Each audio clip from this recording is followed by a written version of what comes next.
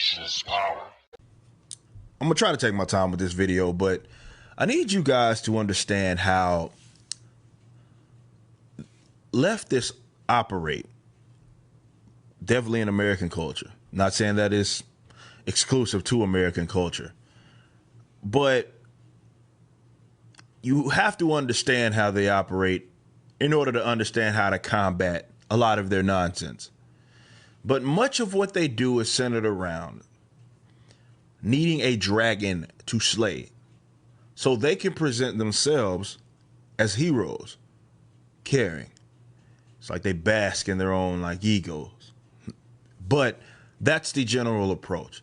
So when you may be on the internet or Twitter or Instagram or something, and you're like, man, the way they present the world is as if around every corner, whatever the corporate of the week is, be it white racist, well, let them tell it only white people can be racist, complete nonsense, but let them tell it that's the case. Misogyny, homophobia, all of these types of things, which of course exists in some context, that there are people that may be racist. But the reason why they approach it in the way that they approach it is because they can not only guilt trip you into giving them power, but the main thing is that they present themselves as heroes. And when they do that, it presents themselves as heroes. So this is why quite often the demand for racism to be existence, like more like blunt forms of racism, not, oh, I think this kind of way about you, more of, okay, I think this kind of way about you, so I'm going to do something bad to you type of racism. They need to pretend as if that is just around every single corner. And the demand has to always be there. And we know, if you look at the internet, you're on Twitter, you're on Instagram, you're on whatever website, looks like it's hell on earth when it comes to those particular ideas. But in the real world, you know that that's not generally the case. Again, does racism exist? Of course it does. Is it bad? Of course it is. But they go around trying to present themselves as heroes, and they need the dragon to slay. And that's why they deviate from, and they have to kind of find these sort of mental gymnastics and jump through these different hoops to present you as a racist, a white supremacist. This is why terms like sympathizer exist, adjacent, those types of stupid terms, when they can't directly pin you as a white supremacist or something stupid like that, but they want to. So they use those sort of terms to say that you are one, or you sympathize with one, you're adjacent to one, because they can't prove that you are. But if they didn't have the dragon to slay, none of their narratives for the most part will work. You can look at the COVID thing. It's the same way, where, again, these guys are basking in their own egos. They need to present themselves as heroes. So they dramatize the, let's say, fatality rate of COVID, which should be a positive thing if you look at it in the terms that this, most people, the vast majority of people, really regardless of any age group, but most age groups certainly, that get it they're going to be good. Right? Maybe you get sick. Some will get hospitalized. Most won't. And that should be good. But they need to preach doom and gloom. Of course, they can get power by acting as if the world is something that it is not. And until people decide to knock that crap down where it stands, they'll continue to adopt those sorts of ideas. But the white supremacist thing is one of the more bizarre ones, because I'm a brother, you know that, and I'm a guy that I've lived in the South my entire life, and I'm not going to say I haven't experienced racism. I would for sure have. I certainly experienced more racism though from leftists generally, because of course I'm supposed to think some kind of way and have some sort of social political approach deemed, by my way of race, and if I don't have it, then that's when all of the appeals to my race start to come out, and they will call you very negative things. Anybody that's black and not a leftist and vocal about anything, you can attest to that. But no, they got to act like it's around the corner of every, I can't walk down the street without experiencing some sort of white supremacy. So they have to pin it on other things, right? They have to pin it on other things. They have to say it exists here. It has to exist there. And every single man and woman is going to experience it, and they're going to have their lives derailed over it. Will that happen to some people? Yes. Does it happen to most people? No. It's just what it is. If it was, man, the world would really be on fire for sure. But it's not. I have several videos talking about why I don't personally obsess over racism, but that's not even the point of the video. It's that these guys are going through great lengths. None of the denouncing works anyway, right? Trump's dealing with that, right? Well, you could say all you want, okay, this is bad, but they don't care, right? You can say that white supremacy is bad. Who doesn't think it's bad aside from white supremacists? Maybe not. Some people obsess over it way more than others, but that's the point. And that they have to present it as if it's something that it's not, because their entire narrative, clings to that. And they have to present themselves as true heroes. Though they're not. Of course they're not. But they need those dragons to slay. They need something to, be perpetually, let's say, offended at. And then when all else fails, and definitely if you are winning in any shape, form, or fashion, and you're opposite of them in terms of their politics, well, they will deem you as what even the people that they disagree with would deem as a bad thing. And no amount of denouncing is going to change that, because, like I said, everything rests on it. And it's a crappy way to live, I would argue, when you act as if it's like this boogeyman, right? It's the dragon that you need to slay. But America has this very term that you guys love to use, diverse, but I focus more on the cultural side, not necessarily in the skin tone, though some of those overlap. And for the most part, we get along peacefully.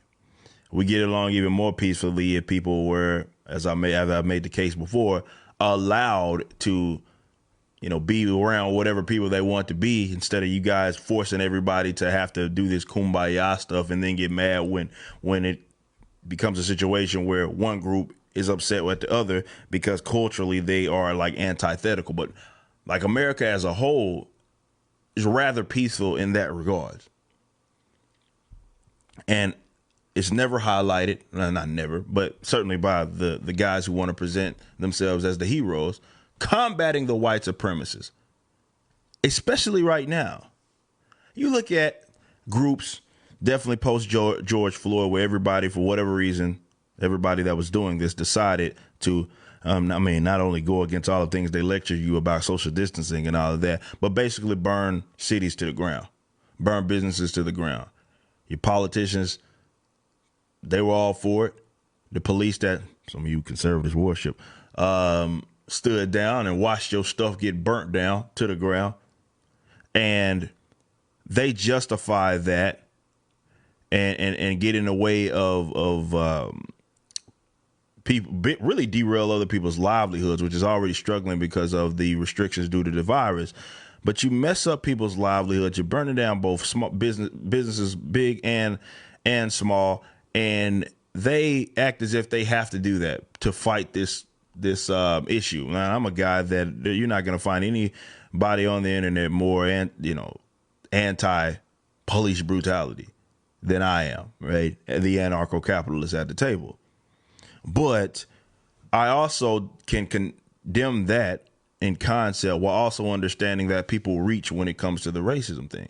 But post George Floyd, you see all of these people going around city to city, burning stuff down, and you would think that that's an issue. That's a real life issue. It is, right? But for whatever reason, who are the people that folks are talking about right now? White supremacists. Trying to tie other people to white supremacists, Proud Boys or whoever, trying to tie them to white supremacists as they go burn everything down. And then those same blue check marks and the same, those general leftists will act as if that's not even happening, right? Perpetual protests that result in acts of violence, which include property damage, but they say, oh, it's just property, just insurance. And that's the type of stuff that they say. So you got people putting folks in harm's way, derailing other people's livelihoods, employees and owners, and they excuse it. And it's not even a point of emphasis to them. Well, because it's coming from them. So they say, well, white supremacists, white supremacists, white supremacists, white supremacists. Until y'all fools start knocking that crap down where it stands and don't even give in. This is why I don't get in denounce fest, right? Every like so often you get some crackhead who comes by and tries to call me a sympathizer or something like that. And I put the ball in their court and say, dog, y'all do whatever y'all want to with that, right? Burden of proof is always going to be on you. And there's no amount of things that I can say anyway to sway them, because they need me. They need you guys to be the worst thing that they can possibly think of. And it's not just limited to white supremacy. Like I said, you can put that and apply that to all isms and phobias and all types of nonsense that they throw out there to anybody that seems to deviate from their particular positions. But it's like they feel admirable, or they like to think of themselves as being admirable people. You gotta look at me. I'm one of the good guys. Dun, dun, dun, dun, because I'm in opposition to racism. Oh, wow. Congratulations. You're not a racist. Most of us aren't. You know, certainly not to the point to where you want to inflict violence or do something bad to someone by way of that. But the dragon they need to slay. It has to be there. And if it's not there, they have nothing to go on. So that if you're wondering, like, dang, why do they present the world in a way that it's not? Even though I go out, definitely you brothers like me, I've lived in the South my entire life, Arkansas, Texas, and I don't experience this like, it's not like it's a Klansman out to get me around every single corner, preventing me from being successful in that matter. Government is, though. And that's a problem. It don't matter if it's a black, white person or anything like that, that's in those positions of power. That's why I say focus on the power. I always say racism without statism is nothing more than a bad idea, because it's true. But they need that racism to be the worst thing ever that exists, in the sense that it's so prominent that it's just, you can't be successful. So they need that big dragon to be there.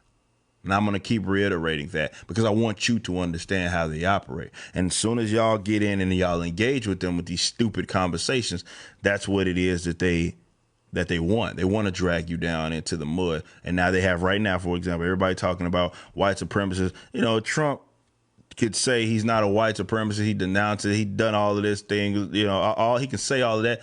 What are they still asking? Do you denounce white supremacy? Again and again and again and again. There's a reason why. Because that's all they have to cling on. If that gets removed, if that threat that they're trying to conjure up gets removed, well, they can't present themselves as good people. They can't present themselves as heroes, as admirable, as good, as great. And they certainly can't present you as a bad person. So they need that to exist. So that's why they reach and they come up with those terms as sympathizers and stuff like that, because they need that to be there. Without it, they are nothing. They can't get power. They can't, again, present you as a bad person if they don't have that. If they don't have that, they have nothing. So think about that when you're conversing with these weirdos. And this is why when you bend the knee, it's the worst possible thing you can do, because it's going to make the problem worse long term. That's why you don't do it. It's a hard thing to do. I get it. Have people always reaching out to me in my all my forms of social media, fellow creators, and they're like, man, I agree with all of what you're saying, man. You're right. But I can't say that because their careers and what have you. So they either are silent or they take the generic position because it's socially acceptable, definitely on the internet, which has its own kind of culture. When you're on some of the social media like Twitter, it's its own little thing, right? It's not even a representative of most of the world. That's kind of the point that I'm making. But don't give in to these foolish narratives, man. Call them stupid, which is what they are, and go about your business. Or again, put the ball in their court, put the burden of proof on them, and let them prove these nonsensical claims that they make about you. Force them to have to do that, because often they can. But they will reach, and when they reach, you just call them stupid, and then you're done with it. Information